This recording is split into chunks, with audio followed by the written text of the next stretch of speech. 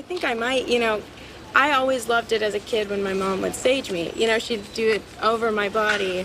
And even, even though I know it's not the sage itself, I always loved it as a kid. And it made me feel better. So I guess I would just perpetuate the nonsense a little bit. But I don't know. I mean, why? Why?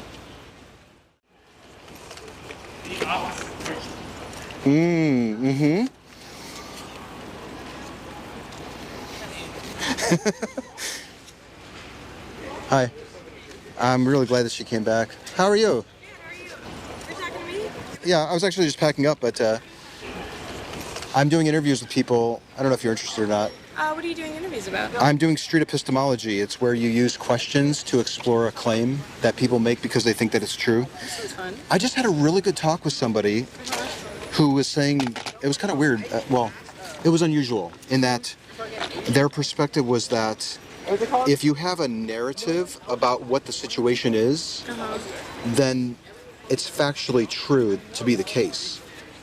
So if you have a narrative that there's an even number of pieces in this container, and we count them up, we count up the total number of pieces, and we actually come up with an odd number, the narrative is correct. The narrative that was previously established? The previously established narrative is going to be factually true, even though we can demonstrate by counting that it's not true? that it's not true. Okay. Yeah, it's really interesting. That was interesting. I don't understand how... Or is it just... What do you mean? Well, we were trying to unpack that. Okay, and the way that I go about unpacking it is to ask questions. Okay. That sounds fun.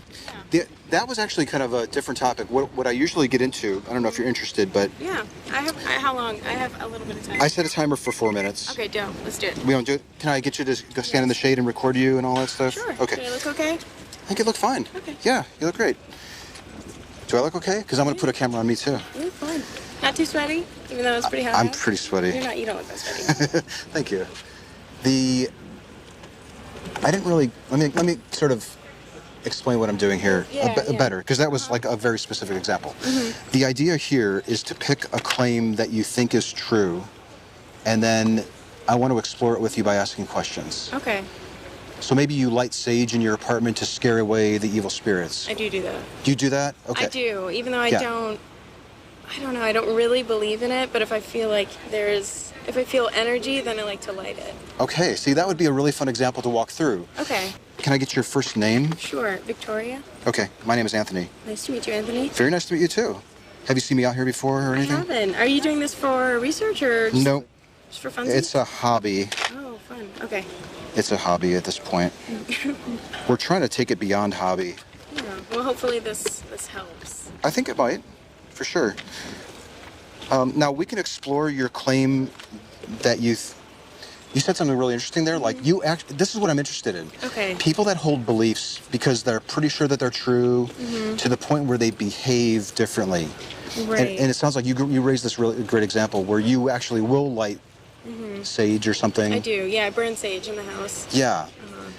But then you said something interesting, like... I don't really believe it, or, but because I don't... It's like I don't really believe in spirits and stuff, but I do, like, if I feel uneasy, anxiety, if I feel like there's an energy in the house that I want to clear, and sometimes I feel like it might be like something's in my house, but so then I light the sage, I do all the, the windows, the doors and stuff. So I guess, and I think it clears the energy, whether that's, because I believe it makes it clear the energy, like placebo effect, or because it actually does, because aromatherapy can be really calming. And if I understand what you're saying, during times of maybe you're feeling a little anxious or uneasy, you'll light sage, and then after doing it, regardless of what you think you might be doing with the sage, at the end of it, you don't feel as uneasy or as anxious. Yeah, because I feel that's like I've real. done something. The feelings that have changed from point A to B are real. Yes. Yeah, right. Okay. It's like a genuine impact on my mental state. Yeah. But why? Why? Yeah. And here's what I'm wondering. Let's say you decided the next time that you're feeling anxious and you're feeling the urge to light sage and walk through I don't know what your process is, but you decided, you know what? this time I'm not even going to light it. I'm going to just walk through the apartment. Yeah. Do you think that you would feel the same way afterwards? Like, would you feel the anxiety going away and that type of thing? Yeah, because I feel like it's like ritual. It's like a ritual. Even though you weren't actually It wasn't emitting even really an odor. burning it. Yeah, just like, doing this and doing that, because it's calming. So I guess it's more about like the ritual of it than it is really even the smoke clearing the energy, because that's probably not, what it is. Okay. Which I hadn't thought about. Which you haven't thought about? I hadn't thought about. Okay. Until now? Until now, yeah. Because I just, we always used to burn sage at my home. Okay. Let's say now, let's change the hypothetical. Next time you're feeling a little anxious and you're feeling the urge to start walking through your apartment with either a what are they called? Sage? Is it just it's sage? like, Is it a stick? Or can I call it a stick? There's probably a word for it. A bundle, maybe? A bundle. It's called, So next time, rather than walking through the bundle either lit or even unlit, you decide to walk through the apartment holding an invisible bundle. Right. Just miming it. And you're let's say you actually pretend that it's lit and that it's emitting the odor and you walk through the apartment. Do you think that your anxiety would be gone by the end of that? I don't know. I mean, yeah, because maybe the intention of it, maybe it's less, about the sage, and it's more about the intention of like me trying to work through it. So I feel like, yeah, even without the sage, I'm trying to imagine myself like the way that I'm feeling. Yeah. I feel like confronting it head on, instead, like, because when I'm feeling anxious or I'm feeling like there's something in the house, like I try to ignore it, but like actively, walking around the house and like setting that intention, like, look, there's nothing here. I see. I see. You know what I mean? I feel like that could clear it. Although the sage is like a little protective stake, I'm like, oh, look, I have sage, nothing can hurt me. Yeah, there's something in my hand to like, just in case. Yeah, almost like a weapon or something. It's like a blanket. Like a, you know what I mean? I don't know. I'm trying to. Like a blanket. Or, yeah. Do you think that there might be people who find themselves facing anxiety and don't go so far as to buy a bundle and light it on fire and walk through the apartment but they're able to still find a way to get through their anxiety and be just as satiated perhaps by the end of the process, but not going through the process? Like, no coping mechanism, do you mean? Or like finding different coping mechanisms to do it? Let me just keep it really broad. How do you think a person can get through anxious moments and get to the other side of it without having to incorporate lighting sage and walking through their apartment?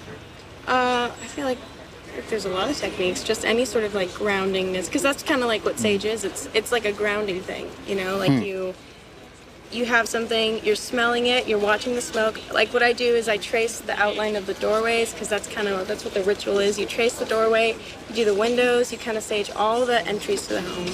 And that's like a grounding thing. It's kind of like establishing your perimeter and being like, you know what I mean? I do, because I do something similar, but I don't walk around through my house with sage. Like at night, I go around and I make sure like all the doors are locked. Right. Is the outdoor light on? Have I set the alarm? Did I put the chair by the back door to make sure that my kids don't go out and trigger the alarm? So I kind of go through a similar exercise, I suppose, and maybe by the end of it, I do actually feel a little bit more calm. Secure, right? Secure, yeah. Yeah, I definitely close all the windows at night. I don't check all the doors though, and I should do that. Is this action that you're currently doing, you had mentioned like a coping you said coping mechanism. Is this a coping mechanism that you think that you will need from now on to the end of your life? Or is it something that you think that you could possibly outgrow and still find your way through difficult times? I think I could outgrow it because, I mean, if I didn't have sage, for example, and, thinking about it critically, as we've done here, like I think, I see now that it's not just, you know what I mean? It's like I could find another way to work through it, if I think I could outgrow it. Or, especially because it's a little bit rooted in like childish fears of like, oh, there's something in my house, or, and I think that my internal anxiety, once my dad told me my internal anxiety manifests as an external threat.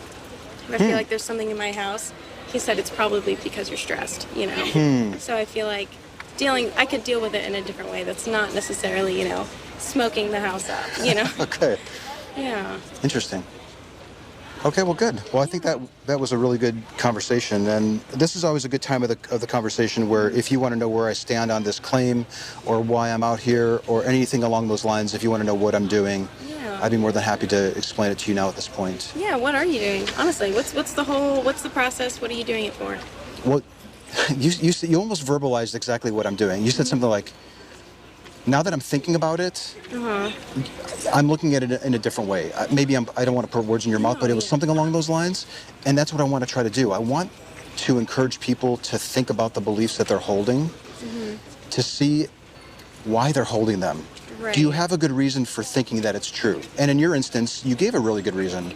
Like, well, when I do this action, I end up feeling better as a result. However, I could possibly see myself not doing that action and still not feeling anxious. Right. So it leads me to wonder, in this situation or others, then why actually believe that I have to walk around with sage through my apartment to achieve the same result. Yeah, that's really interesting. Yeah.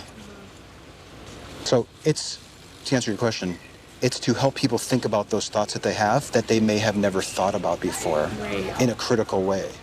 Something that we've always just, you know, held in our head and never examined, like why we do it, why we think. Exactly. Yeah. And are there other ways to achieve the same thing without having to incorporate a tradition or maybe something that isn't real? Yeah. Like maybe they're, yeah. Yeah, because... Are there really spirits that you're chasing away, or is this a coping mechanism? Yeah, exactly. Yeah. Because even I recognize on an intellectual level that there's no spirits in my house. That's ridiculous. I don't believe in spirits, but I still do it, you know? So I have to think about it critically. Why am I doing it, you know? Sure. Yeah. Can I ask you one last question? Of course. And then we'll wrap it up. And then I'll give you my card and a magnet and a gift and everything. Let's say it's in the future, and now you're starting to think about having a family and raising kids. Is this something that, let's say now your daughter is coming up to you and saying, I'm starting to feel some anxiety. What advice would you have for them? Would you be advising that they light sage and walk through the house, or something else perhaps? I don't know. I mean, I could, because it's grounding to me. I mean, I would advise any sort of grounding technique, but I think I might, you know, I always loved it as a kid when my mom would sage me. You know, she'd do it over my body. And even, you know, even though I know it's not the sage itself, I always loved it as a kid, and it made me feel better. So I guess I would just perpetuate the nonsense a little bit. But I don't know, I mean, why? Why? What benefit are you really getting from the action?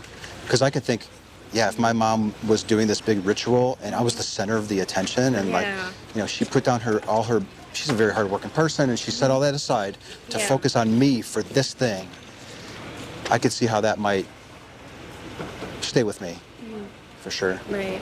Even if it's not really the sage itself helping, it's the attention and the love and the care and the taking a moment to just kind of like exist. That's kind of like, you know, when you get sage, you just kind of stand there, breathe it in, and then it's cleared.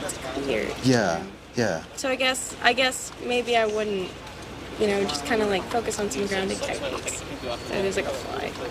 Where's he at? He flew away now that you looked at him. He got scared. He's like, oh shit. Sorry, excuse me. Maybe we should sage him away. Yeah, no kidding. All right, well, that was really great. Any more questions for me? No, I got a jet. Okay, Honestly. there's my magnet with what I'm doing. If you search for that on YouTube or whatever, you'll see examples. Yeah. There's my card, and then I have this puzzle piece. There's a red one in my bag, but would you like to have one of the 3 pieces as a gift? Yeah, sure. There you go. I'm gonna take the yellow one. Yellow? Okay. Yeah. Thank you so much. You're This welcome. Was it was fun. It was interesting. I'm glad you enjoyed it. Yeah. And there's no obligation to come back for subsequent talks, but if you'd like to, you can come up here and we'll chat some more about it. Yeah. Thank you so much for your time. It was really... The video turns out okay. It was my pleasure. Thank you. Have a great day.